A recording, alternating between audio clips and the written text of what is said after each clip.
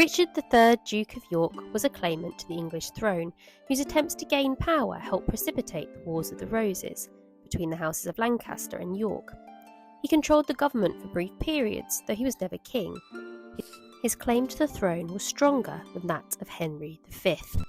Richard had 3 sons: Edward, Duke of March, later Edward IV, George, Duke of Clarence, and Richard, Duke of Gloucester, later Richard III.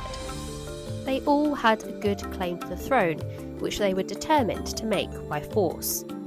Edward IV had 2 sons, Edward and Richard, later known as the Princes in the Tower. George, Duke of Clarence, was executed after he attempted to have the princes certified as illegitimate. In 1483, Edward IV died of a fever, and his son and heir was only 12. Richard, Duke of Gloucester, took possession of him and kept him in the Tower of London. The young prince had his coronation postponed. His mother fled with the younger brother, though was eventually compelled to hand him over to Richard, and he joined his brother in the Tower. They were decreed as being bastards. Richard was crowned Richard III.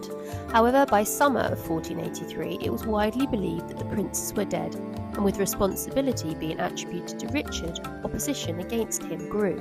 The true fate of the princes, however, is still widely debated, with some historians arguing that they were sent to live in exile.